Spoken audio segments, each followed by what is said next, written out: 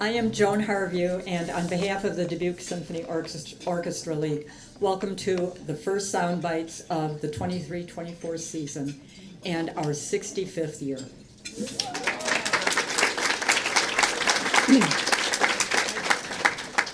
This is the first of 5 Sound Bites that the League is going to be hosting, and we hope to see you for the final 4 also.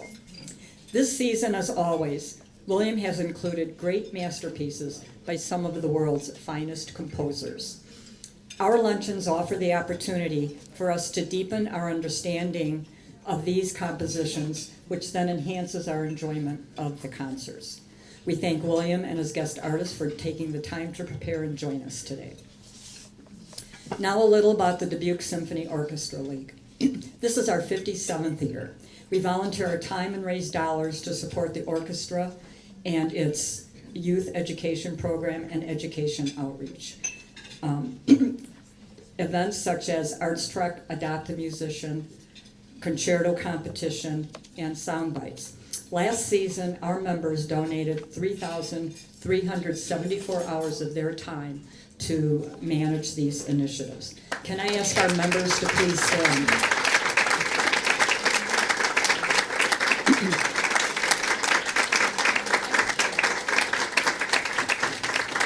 Okay, thank you.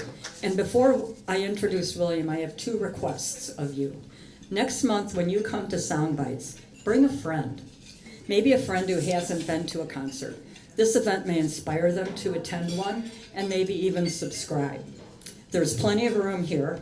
You can add more people over there. So next month, Veterans Day weekend, bring a friend, bring a veteran. My second request is that if you're not already a member of our league, join today. The membership fee is $25, and every single dollar goes to support the projects and events I spoke of earlier.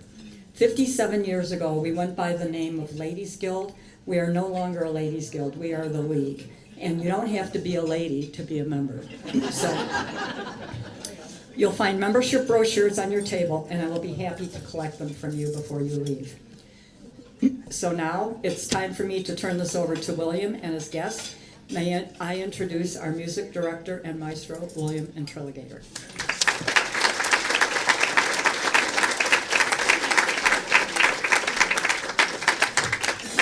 Thank you, Joan. Good morning, or I guess good afternoon now, everybody. What a fantastic turnout. I'm so happy to be with you this morning. I'm so happy that you joined us. And I have a feeling that maybe the change in weather may have helped with this. You know, nobody's out there taking a bike ride or going for a walk or a hike right now. So what better thing to do than to be here together, learn about this great program of music that you're going to hear this weekend, get to know our guest artist. And we're excited to start the 65th anniversary season.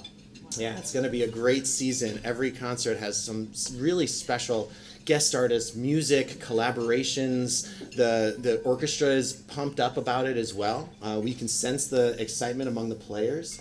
And so we're excited to pass that energy off to you tomorrow night and Sunday afternoon. Before we get into the details of the concert program, I'd like to introduce and thank a few people. And actually, to help me with this, I'm going to invite our wonderful executive director, Mark Waller, to come up and join me. Please welcome Mark Waller.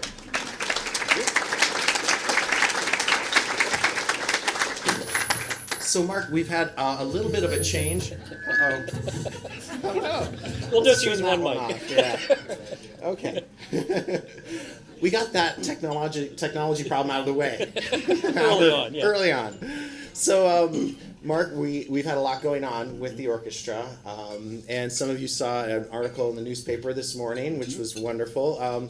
Maybe you could tell us a little bit about what that article was about and some of the special guests that we have at our table over there. Fantastic. Yeah. Well, as some of you may have seen in this morning's Telegraph Herald, yesterday we hosted a Symphony String Day in honor of a gentleman named Kurt Moody. It was a chance to have about 140 middle school string players come and join us, and we had an extraordinary leader for that day, Miss Ginny Luke. Ginny, please, stand up and be recognized.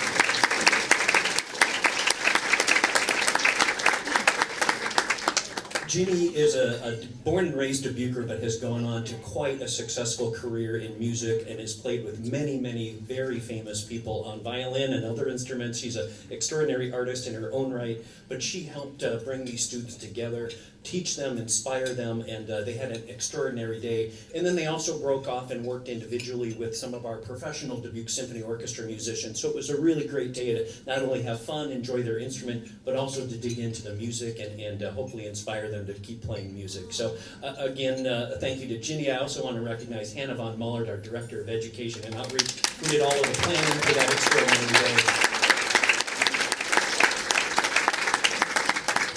And Don and Shirley Moody, who helped fund the Symphony Day activities in honor of their son Kurt Moody, who they lost many years ago. They've actually provided enough generosity that we're actually going to be able to repeat Symphony Day next year as well. So 2 years of really great programming for these young athletes. So that's definitely worth an additional prize. It's also a time of change for us at the Symphony as well. We have a super exciting 65th anniversary season, but it's also a time where we say a bit of a farewell and a welcome. She's not able to join us today, but many of you who've known the Symphony for years know our wonderful finance officer, Linda Sewell. Linda has been with us for 17 years and has helped, every penny that's gone in and out of our door, Linda has been a part of. She's retiring after 17 years in just a couple of weeks, but with Linda's departure, it has also allowed us to bring a wonderful new staff member on board to the DSO family. So I'd like to introduce you all for the first time as our official staff member, Leo Roldan, our new accounting specialist. Leo? Leo's not originally from Dubuque, but has lived here for many years. He's been a teacher, he's been an interpreter, he's now in the accounting field and working with us. But you also may recognize Leo because he's also a musician in his own right, a keyboardist and talented performer, and you've probably seen him around town many times, as well as if any of you have been to our Ultimate Rock Hits concert at the Moon Bar. Leo for many years has been a keyboardist for part of that program as well, so you might recognize Leo from his own musicianship. So again, welcome Leo, and again, any of you, even though she's not able to be with us, if you know Linda, make sure you give her a wonderful thank you and fond farewell as she enters her retirement. Yeah. Thank you. And before you step down, Of we course. wanted to also recognize our board members who are here and Please. our board president, Marion Weber, who's here. So if you're a member of our symphony board, would you mind standing and letting us appreciate your leadership that you've been part of for many years? Go on, don't be shy. Nicole. Yeah. Thank you so much. Yep. Thank you so much. I'm sorry if I surprised you, some of you with that. They're like, what?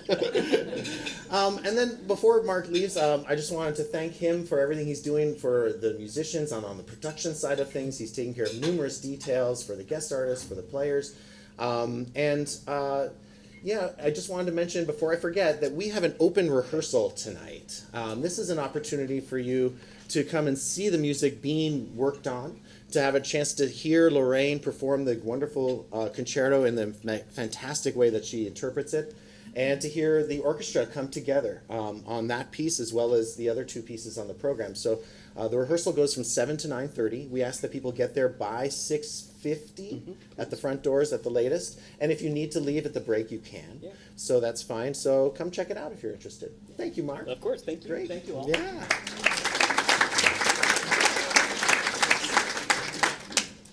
So I'm going to talk about the program in kind of reverse order from how you'll hear it on the concerts this weekend. We're going to start by talking about Pictures at an Exhibition. Really a fantastic piece and one of my longtime favorite pieces to conduct and perform. It's an iconic piece and it means a lot to a lot of people. I think that that's signified by the fact that Emerson, Lake and Palmer has a version of it. So that shows its kind of ubiquitous, not just the popularity of it, but I think the fact that it speaks to so many people too. So, and of course it's been used in many different ways. It originated as a piano piece. It was written in just a few short weeks in June of 1874. But the backstory is incredibly important in this case of the music. I think it really explains so much of what you're going to hear and experience. So a dear friend of the composer was the architect and artist Victor Hartmann. And you probably read this already in your program notes on your table, but Hartman was a dear friend, and with Mussorgsky was kind of helping to have a resurgence of Russian folk idioms and Russian music in high art. And so that was a very important thing. But one of the other interesting things about Hartman was that he traveled extensively. He spent a lot of time in Poland, France, other places. You might wonder about his name. Hartman doesn't sound like a Russian name. Well, he was one of those of German ancestry Russians, and there's a whole group of them. But yeah, he was Russian, and something really tragic happened, that at age 39, he died suddenly of an aneurysm. And this just devastated Mussorgsky and his other friends, too. So Mussorgsky and a few of the other friends helped organize an exhibition of over 400 of his drawings, paintings, watercolors, architectural drawings, even costume designs. There were many, many works of incredible art by Victor Hartman, and as a memorial, they put that on at the Imperial Palace in St. Petersburg, just a few months after he passed away. What's sort of tragic, not just about his death, was that those works of art have mostly gone, are no longer around. Either they're in private collections or they've disappeared or something. Very few of them still exist. But Mussorgsky was so moved by seeing so much art of his departed friend in one place that he dropped what he was doing musically. He was in the midst of composing a song cycle. And he started working very quickly. Like I said, he wrote this entire piece in a few weeks. And he wrote this musical tribute at the piano that was a depiction of him walking through the exhibition of the art. There's an actual promenade, like the French promenade, to walk.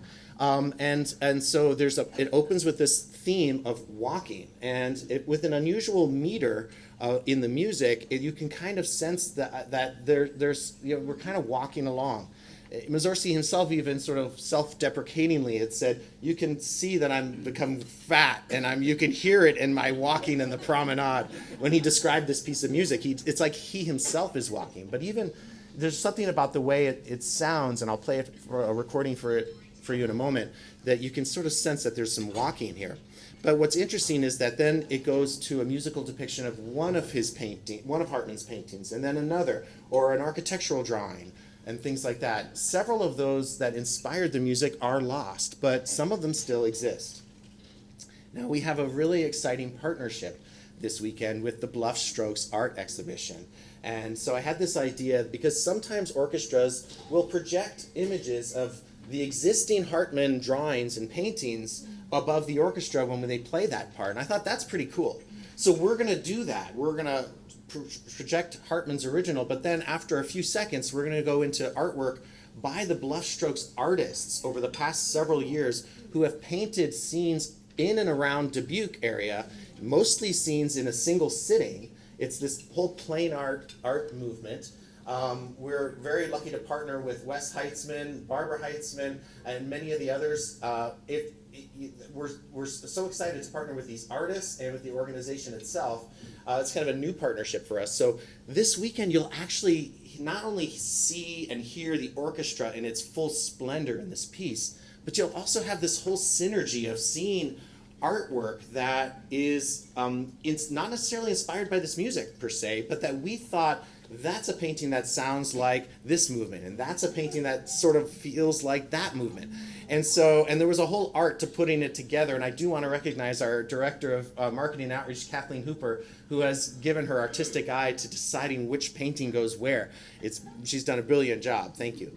But so there's going to be this whole other element to the concert this weekend. It's going to be really, really neat. And to see all these artists' artwork projected on a large screen above the orchestra is going to be fantastic.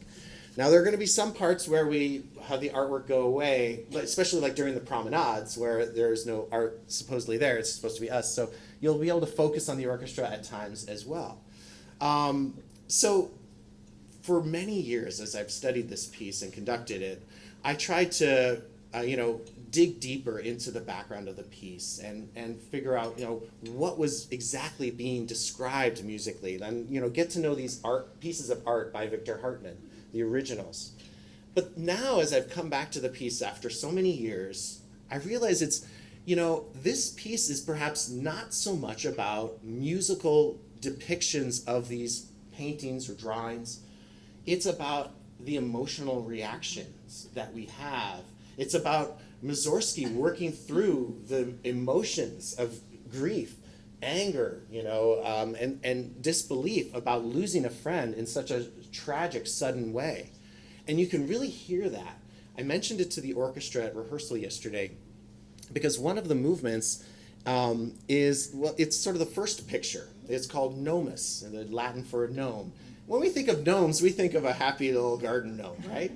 Well, this is kind of an angry gnome.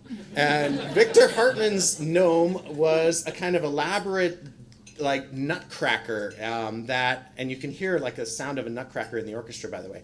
I didn't even talk yet about how it turned from a piano piece to an orchestra piece, but just briefly I'll mention that Maurice Ravel, the great French composer, created this orchestral version in 1922 at the request of the conductor Serge Koussevitzky. But it's actually been orchestrated by many, many different composers. But the Ravel is the sort of the standard and the more traditional one. And Ravel had a way of bringing out orchestral color like nobody else. What he does is make the orchestra sound so spectacular that when you hear it done in its original form as a piano piece, sometimes you think, it's better as an orchestra piece. Now, other people would argue. Some people would say, no, the piano piece is amazing in its original. It's like, I heard one commentator said, like, it's like seeing a great vista in black and white with an Ansel Adams with the piano. And then you see the thing in color with a Bierstadt painting, the same image, and that's the orchestral version. They're both works of art. They're both fantastic. I love that analogy. So anyway, we're doing the Ravel orchestration, and it is brilliant. And there are special instruments that he brings out, like the saxophone, the celeste, the rattle I mentioned, a whip, lots of different percussion. And in the final moments, a huge bell, which we have a very special instrument on stage for this that we had to rent. You'll see it because it's huge. Yeah, Mark's shaking his head. It's just the dollars. I was like, no, we need a really big bell. He's like, what? Yeah, there's all sorts of things. So I was telling the musicians, they were playing through this gnome movement, and I was trying to explain that I want the audience to feel the anger that Mussorgsky may have felt at this tragic loss of a dear friend. So it's not just about, we're depicting a crazy gnome on crooked legs is what, the program notes usually say. I'll play you a little bit of the opening promenade and then the little bit of that gnome movement. So here's the promenade theme.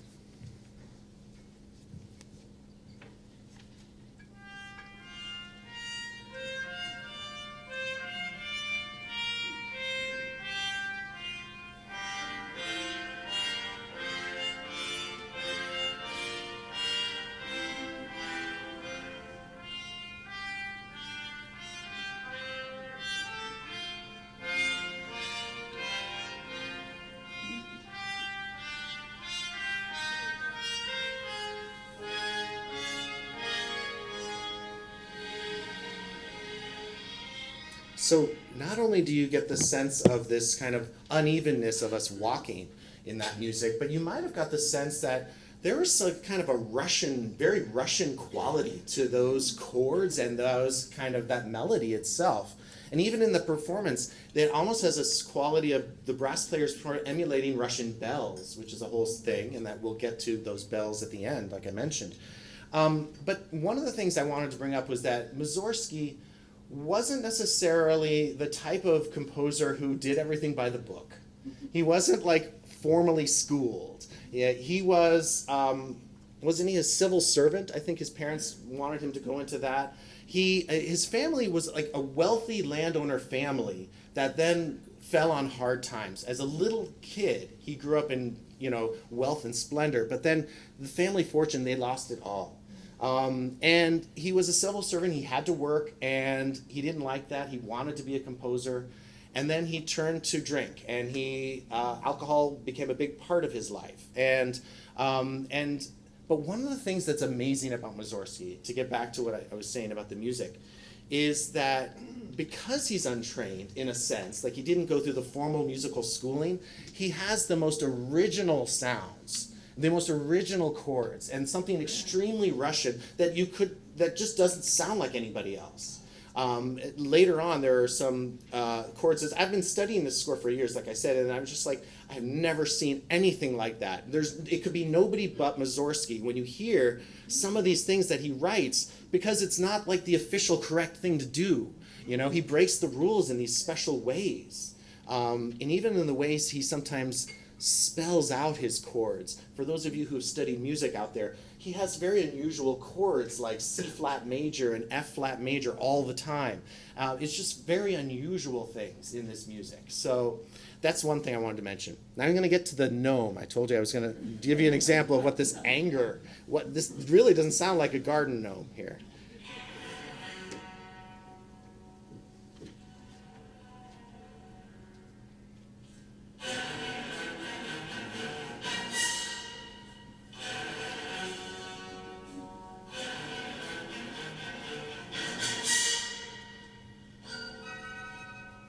So that's a little bit of the gnome.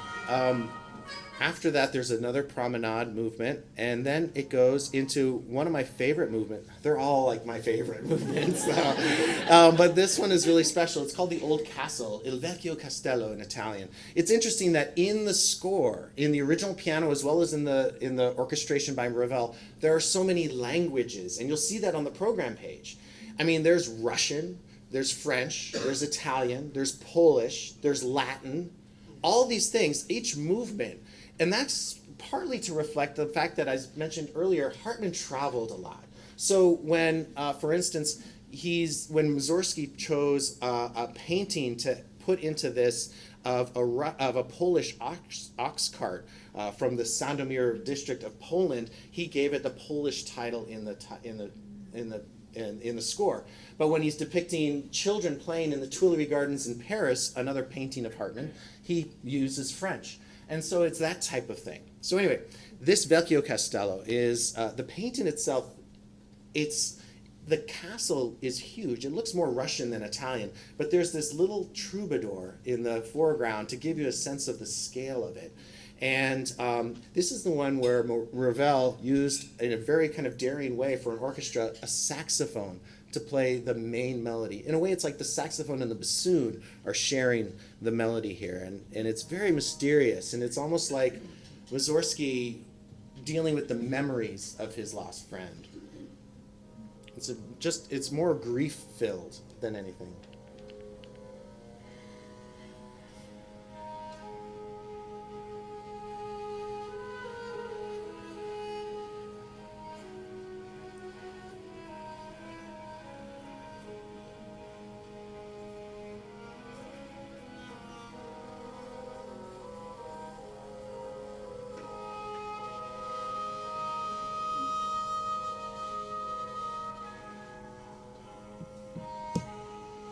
So that's a little bit of that one.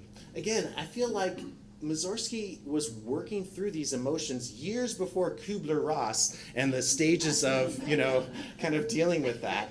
But you have the anger, you have denial, you have bargaining, you have it all in this piece. It's amazing. Another promenade between these movements happens, and then we go into the Tuileries Gardens, where this is literally supposed to be kids going, na, na, na, na, na. And in Russian, I guess it's Nanya, Nanya. That's what they're saying in Russian. But there's French, anyway. French children. And then we shift to the parents on the sidelines. Very French. So that's a cute little movement. And then it goes right into the Polish ox cart I mentioned earlier. This is a very interesting movement, and it's so powerful. It has the greatest tuba solo in the entire orchestral repertoire. It's a huge solo for the tuba. Again, originally this piece was a piano piece, so this is one of Maurice Ravel's unusual choices and challenges to the musicians. In the original, the piano starts already very loud. You want to sense the heaviness of the ox and then in the cart moving very slowly. but Ravel chose to make it like kind of like the cart is coming from a distance, getting louder, and then going away. And so the whole movement is like a big crescendo and diminuendo. When it gets to the high point, it's insanely powerful and huge from the orchestra. And again, I was thinking, this is over the top if it's just describing an ox cart. I think Ravel understood when he orchestrated this, maybe Mussorgsky was imagining this was even like, I don't want to go too far, but in my notes in my score I have, Mussorgsky is imagining, when he sees this painting, he's imagining it being a funeral cart, you know, carrying a coffin. It's that kind of sense of intensity when it reaches its high point. Here's a little bit of how it starts.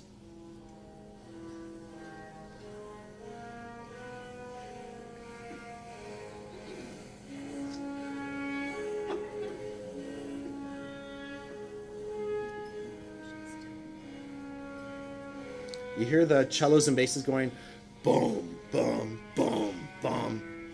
Very heavy. We call it pesante in music. Those cellos and basses. And I don't know, are they the ox's legs? Some people say, no, that's the wheels on the ox cart. It doesn't sound like wheels to me.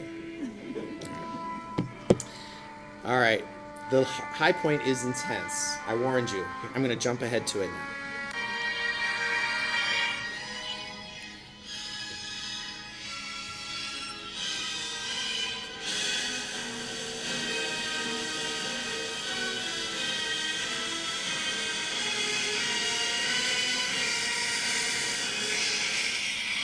It's like it's right in front of us, center stage, right? And then it's going to slowly go away and fade away in diminuendo. It's so powerful. A promenade follows, and one of the things that's interesting about the promenades is that they're not like they were in the beginning. Each promenade either reflects what the painting that was just depicted and what we just saw and experienced, or anticipates what's coming up next. And actually, this next promenade does both. It comes out of the ox cart movement in that mood, and then it shifts gears into the mood of something very playful that comes after it. This is the next movement after the promenade is the ballet of the unhatched chicks.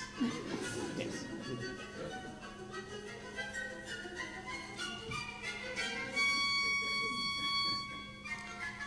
It sounds like there's an adult rooster in there too. So yes, this was an actual drawing by Victor Hartmann of a ballet costume, a couple different ballet costumes where there were some kids involved in this ballet production, and they had them dressed up as like eggs with their arms and heads sticking out and a little like canary head on top. It was very, very cute. You'll see it as part of our slideshow because, like I said, before we shift into the Bluff Strokes art, we'll show the Hartmann originals if they exist. And so, yeah, you'll enjoy that. The next movement represents two separate paintings in one musical movement. Let me just stop this for a second. So this one's special because these are paintings that Hartmann gave to Mussorgsky himself while Hartmann was still alive. And so these were from Mussorgsky's personal collection of his friend's artwork. And they represented two Polish Jews, again, from the time that Hartmann was in Poland. One was a very sort of kind of wealthy, kind of almost arrogant-looking, well-dressed Jewish person. The other was more of a beggar-looking person. And so I guess Mussorgsky donated those two paintings to the exhibition in 1874 in St. Petersburg, and then he decided to put them together into one musical movement where you hear the contrast of these two personalities side by side. So first you'll hear some music that sounds very self-important, very, I'm important person kind of thing, and then you'll hear the music of the sort of the beggar in the street. And Mussorgsky gave them names. These were not Hartmann's names, but when he created the music, he called them Samuel Goldenberg and Shmoily. So you'll hear the two contrasts. So here's a little bit of Samuel Goldenberg.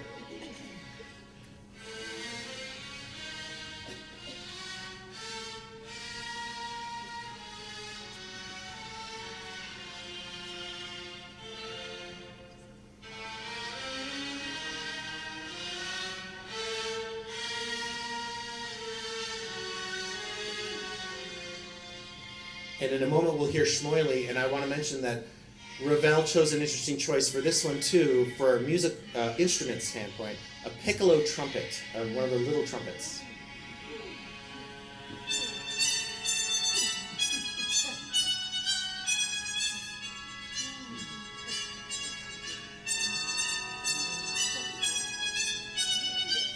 Very interesting contrast there. But what's also interesting was what happens at the end. The two kind of come together. So we hear Samuel Goldenberg speak up underneath the Shmoily music, saying, "Get out of here! Stop your begging." And ultimately, the movement ends with sort of like Goldenberg giving him a kick in the pants. It's kind of interesting. You can literally hear the kick in the pants. I'll play it for you. 1 second. So Shmoily is going off, receding.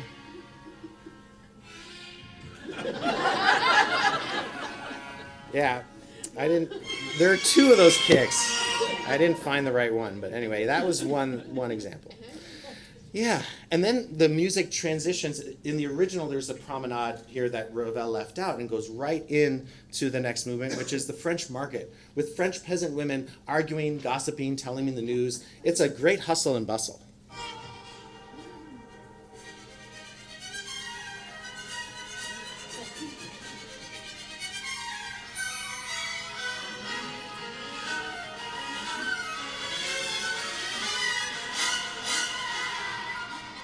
That kind of thing. And if it sounds fast and furious and maybe difficult to play, it is. It took us quite a bit at rehearsal last night to get the tempo and to get it together. It's brisk and it's kind of challenging. And there's, again, wonderful orchestral colors with different percussion instruments chiming in, the celeste chiming in, things like that. This one goes right into the next one. And so in a way, the promenade takes back seat in the second half of this piece. There aren't as many promenades. I think Mussorgsky and then also Ravel, who left one of them out, just wanted to keep the music flowing. This goes right into a catacomb movement. There's a painting of Hartmann's that shows Hartmann himself holding a lantern with two other friends and visiting the Paris catacombs. The Paris catacombs, as you may know, are really ancient catacombs and have over 6 million bodies and bones in them. And so we go into this catacomb, and the way it's depicted musically is, as you would expect, spooky, scary, otherworldly. The low brass especially take these are sort of center stage here.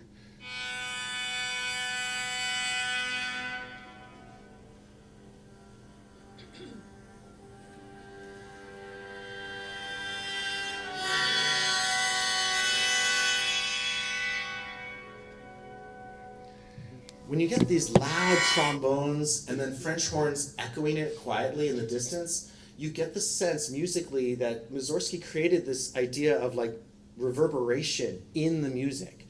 It's as though that horns are reverberating in this vast chamber, okay? It's like he's trying to emulate a gigantic cavernous catacomb area.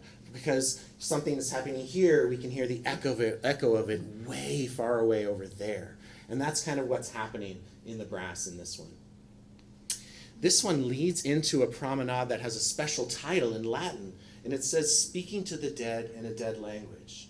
And this is interesting because Mussorgsky felt like he was really thinking about his friend, seeing his friend in the painting. He said that the way that Hartmann is holding the lantern in this painting, I was almost imagining that the skulls started to glow when I wrote this piece. And so he had this very vivid image. And it starts very like mysterious and creepy. It's like the promenade that's the most unusual of all the promenades.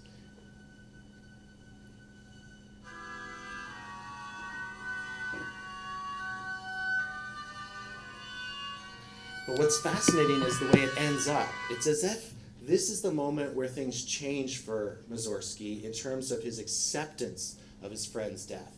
Because at the end of this moment, it turns to this beautiful major chord, and the harp, like a heavenly harp, ascends up high, and it ends with these high flutes.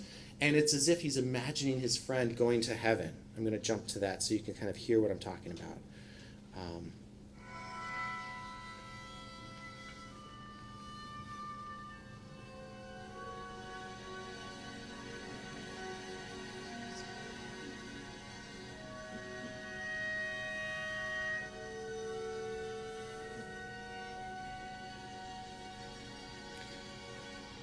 Gosh, I'm taking so much time with this piece because I love it so much. I want to have enough time with our guest artist. I'm going to jump ahead. There's 2 more movements left, and they're the most dynamic in a sense. One of them is called Baba Yaga, which in Russian folk tales is a witch who lives in a hut on chicken legs and flies through the air in search of children and eats their bones.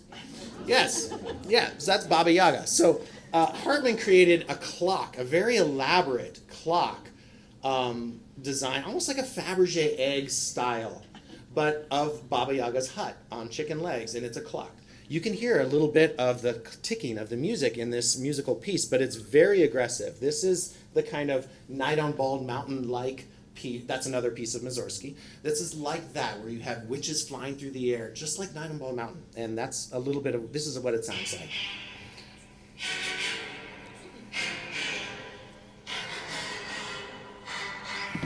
And when the trumpets come in, you can really sense that we're flying through the air. 1 second.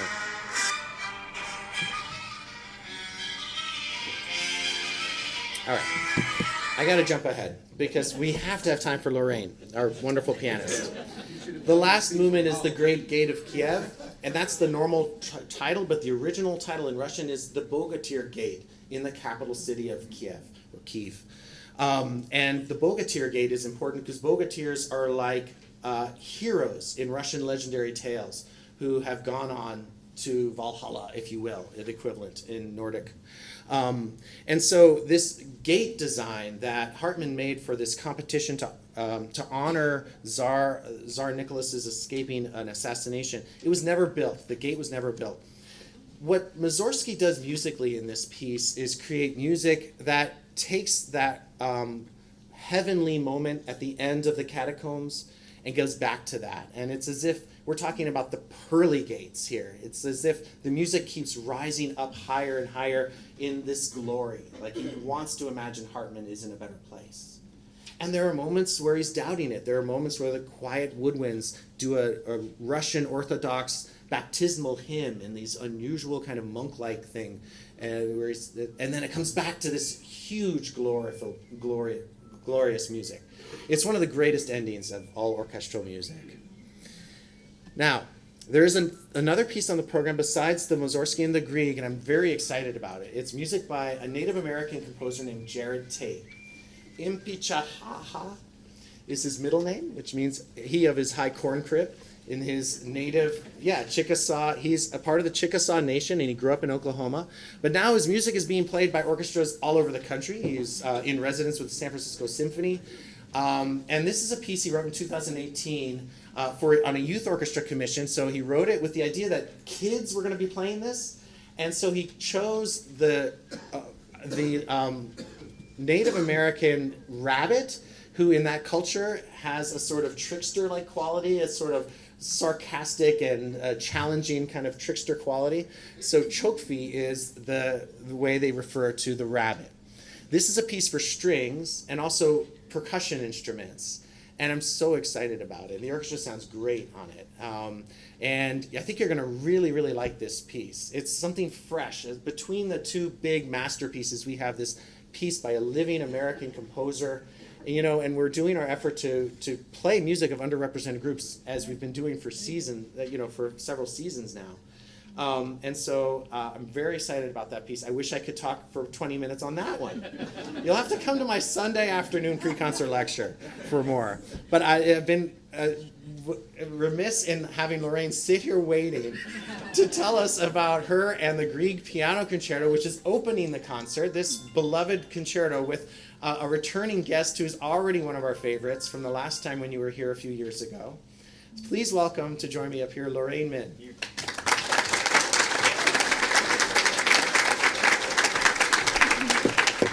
Thank you. I'm sorry I kept you waiting so Oh, long. no, it's very I should have known better. The Mussorgsky is just a piece I can talk for hours and hours and hours on.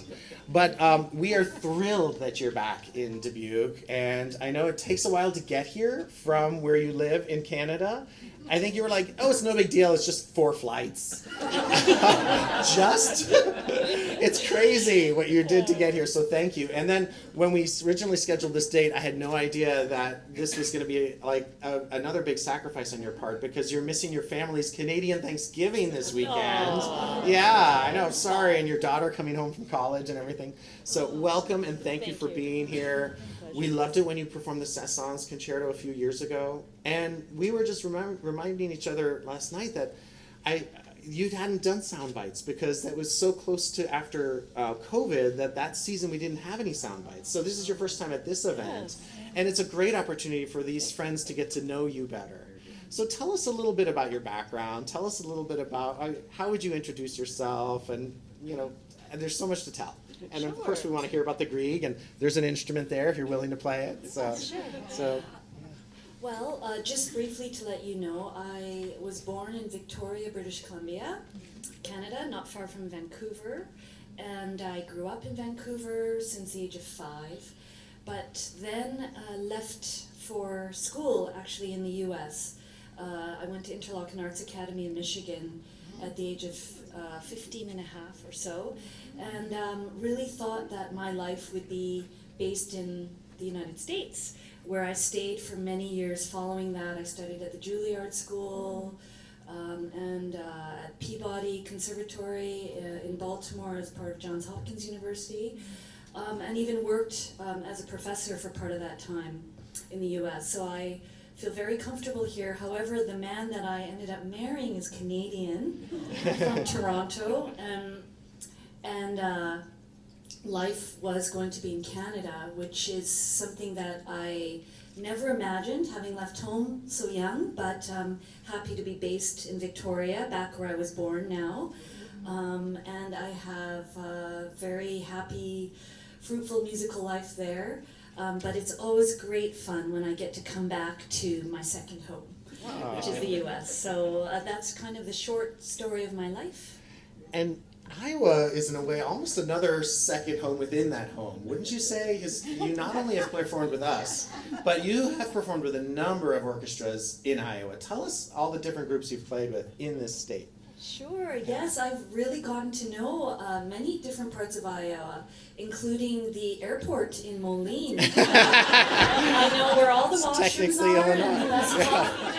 Yeah, that's technically Illinois, but yeah, that's okay. Oh, that's true. I'm so That's sorry. okay, no, that's good. No, I've performed with the Clinton Symphony most recently, and Knox Galesburg. I was at the University of Iowa, Where your son is now Yeah, at school? yeah. yes, beautiful. And then with you here, which Yeah. so I Did you think ever play that's with it. like Burlington? I can't No, remember. No, okay, all right. Well, Ottumwa maybe? Oh, that's yes, right. That's right. Ottumwa. That's right. Well, I do want to recognize Jean Bells, who was instrumental in me getting to know you and helping bring you to our attention and bring you on our medal. So we want to thank Jean for his support. Thank you. Yeah.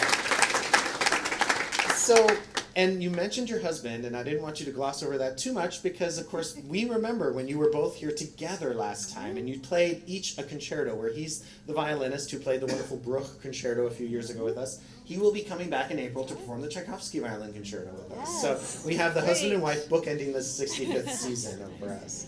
So tell us a little bit about the Grieg. What was your first impressions of this piece, either hearing it or studying it, and how do you feel about it now? I'm sure you've played it countless times. Tell us about it. Sure. Well, it's, I think all of us who know the concerto just immediately smile because it is such a perfect piece of art. And those of us who don't know the concerto, the minute you hear the opening, you will go, oh, of course I know this concerto. So it's win-win. And I grew up, I've heard it, as a youngster, studying music, certainly. And I've played it since I was in my early 20s. I would say it's probably a concerto that I've performed with various different orchestras, including on a tour in South America. Wow. Way back. So your question is a good one.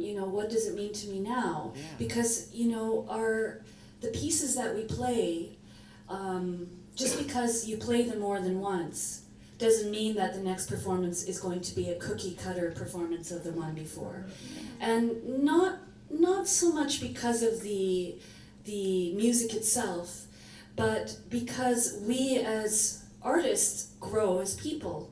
And not only artists, but all of us. We're not seeing the world with the same set of goggles that we did when we were little. And it doesn't mean it's better or worse. It just means there's a little bit more perspective, roundness to what we see and hear. And so I'm sure that my interpretation of this concerto has evolved.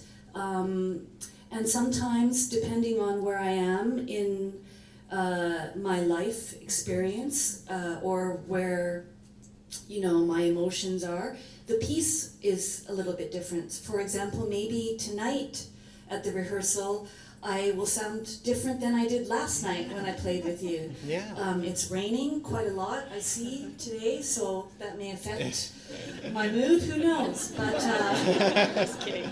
But it is one of my most favorites.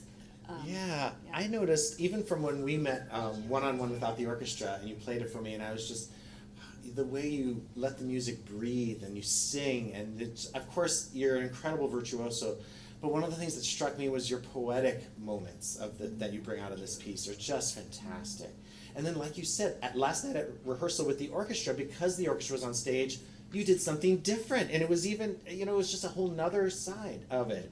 So I think that's a sign of an incredible artist, that you're not just doing it this one way. Would you mind demonstrating a few passages so we can remember what this wonderful concerto is? Yes, okay, no, not thanks. at all.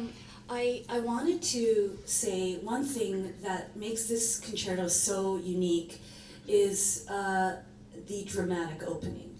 And there are a few concertos that open suddenly. There are a few that open without the orchestra at all. We performed Beethoven No. 4 together in Cheyenne, and that's one where the piano begins. And we talked about Rachmaninoff No. 2, and I think Saint-Saëns No. 2 as well, with no orchestra. This begins with the orchestra. But just one instrument. Yes, and it's a timpani. It's a timpani roll. And having said that, Grieg was very much inspired by Schumann, who also wrote a piano concerto that greatly influenced him in the same key, also with just one pitch. But somehow the drama of this drum roll, and perfectly suited for the weather outside, which I keep talking about, but is what makes this piece begin with such a bang. And it's exciting every time. He was Norwegian, and so there are elements of the Norwegian folk melody, which you'll hear at the onset. But you have such great program notes there that I don't want to repeat the things that you're reading. I'll just give you a few fun facts before I start demonstrating a few elements of the piece. These Norwegian themes are intertwined with various different emotions. They come with a fury, like at the start, and you'll hear some of that in the last movement. But they also come in a very kind of dreamlike, beautiful, poetic way that you will hear in the second movement as well as in the second themes. And it is very much when you bring the piano part together with the orchestra, it's almost as though it's a tone poem for piano and orchestra, that it's not just piano solo and orchestra, because of these wonderful colors that are created by Grieg. And so let me just show you a few bits, but before I do that, there are two fun stories to share. This concerto was such a hit that when it was finally premiered after many revisions, I think Grieg himself revised it. He wrote it at the age of 25 and revised it 13 times until shortly before his death. And in those revisions, there are over 300 of them. He had Liszt take a look at it, who suggested a few things, suggested solos for the trumpet instead of the cello, and to which Grieg later changed it back to his original. That was very Thankfully, cool. yeah. Because you don't want to go up against Liszt. But it was the very first piano concerto that was ever recorded. And it was recorded in 1909 by a great pianist, I believe Joseph Hoffman, I'm not sure. Right, yeah. And they only could fit 6 minutes of the piece onto the recording. But So they did condensed it. They condensed it. That's how great this concerto was. And my next story is that in 1951, the great pianist Simon Barrère, who was a Russian-American pianist, was performing. Yes, he was performing this concerto for his first time in Carnegie Hall with the Philadelphia Orchestra and Eugene Normandy conducting. And this opening, the dramatic opening that I keep telling you Timpani about, roll, and then the he collapsed after the first 5 measures, and then they had to take him off the stage because he had collapsed, and then backstage he died. yeah. Now, I'm not saying that it has anything to do with this concerto. Yeah. Yeah. That's right. But, you know, it's a perfect ending to, if we're going to go with a concerto, I would say this is Wow. I'm not trying to be funny. So I keep talking about this dramatic opening, so I will have to share it with you. And I haven't tried the piano out, and I'll do my best to make it dramatic. But the timpani roll, which I will play, starts out as a rumble. And then the piano comes in with.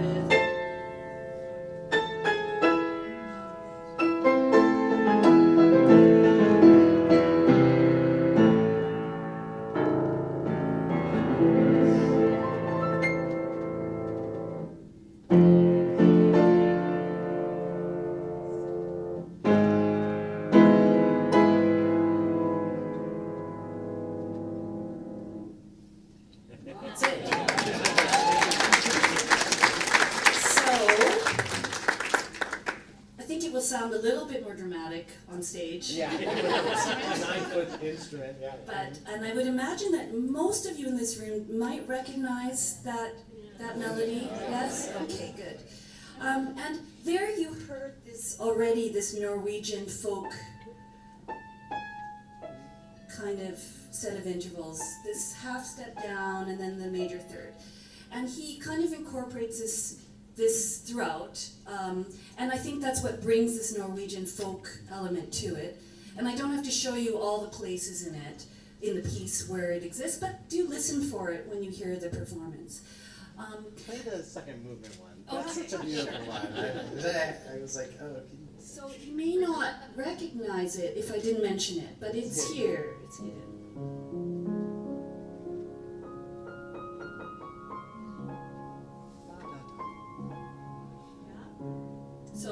So it's laden throughout, and then there are the kind of more tender moments throughout the whole concerto that have again this feeling of this Norwegian folk tune, but there's a nostalgia behind it. And as Chokfi said about this piece, you know, it really, since you were speaking about art works and presenting them with Mussorgsky, it's kind of, when you hear these bits throughout, Grieg paints this wonderful landscape of Scandinavia.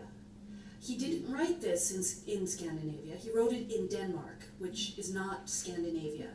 People often think it is, but it's not. But he conceived of it in Denmark, but it was about his Norwegian life. And he does paint this nostalgic feeling behind the music. And I think Tchaikovsky described that so beautifully, because not that it's sad, but there is a kind of a feeling of memories and nostalgia. And so here's the second theme of the first movement as an example.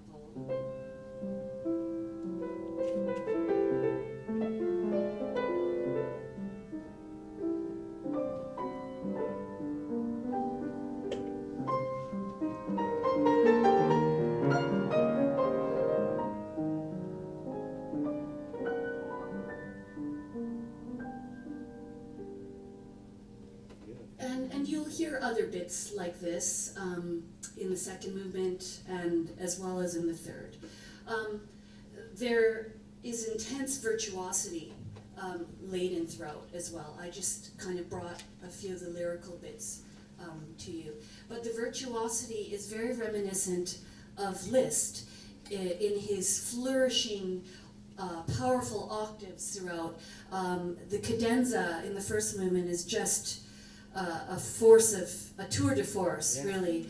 It shows what a great pianist Grieg was, because he wrote this work also himself. That's right. So the cadenza is the Grieg. It's always done. Grieg wrote the cadenza out, and so it's not one of those cadenzas where an interpreter gets to make up their own, or there's a famous one by somebody else. This is Grieg himself, because he was also a great pianist himself. Absolutely, absolutely. And there's a folk kind of rustic, folky element to it. But still, there too, even though there are moments that you will hear happiness, there's always this kind of, this nostalgia behind it. And so I'll give you an example of the way the third movement begins, and I think we can end that way. Sure, shall we? yeah, with the Norwegian howling dance. Yeah, so...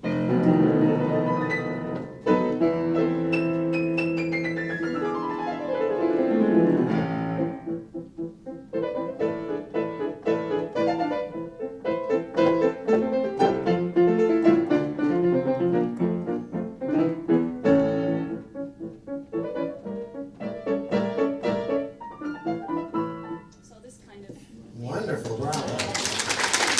Oh, Lorraine, you're doing so much good. How are we doing? We still have a few minutes if there are a few questions for Lorraine or about the piece.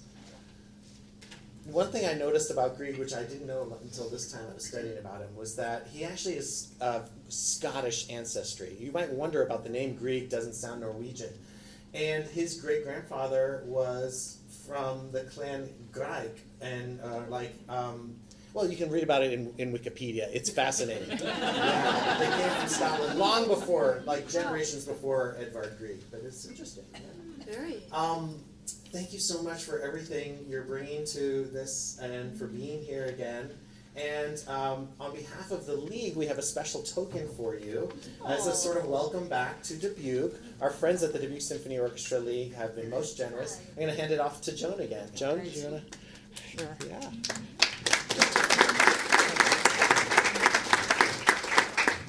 That piano has never sounded so good. What a joy to have you back with us, and I speak on behalf of everybody here that we are thrilled to have you be part of our opening weekend. So Well, thank you so thank much you. for joining us today. Thank you It's very really much. sad. Thank you. It's very sweet of you. Thanks so much. Thank you, Joan. Thank you again, Lorraine.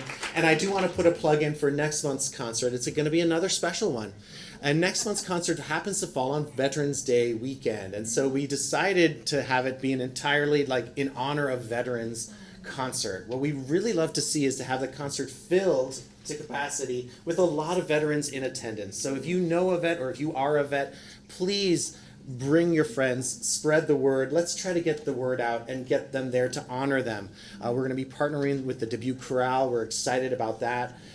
We have a fantastic American program with Copeland and Joan Tower and Duke Ellington, and it's just going to be fantastic. So We're working with people to try to get free tickets for some vets. If you're interested in helping us in that respect, we would be open to those conversations too. So just wanted to put a sneak peek out there for next month. Thank you all so much for being here. Thanks to the Dubuque Symphony Orchestra League for hosting this for so many years. I'm excited by you guys. You guys have inspired me so much for this weekend. Seeing this crowd here today, hearing your reaction to the music and to Lorraine, having you here, it's just going to be a great weekend. Thank you so much for being part of it. Thanks.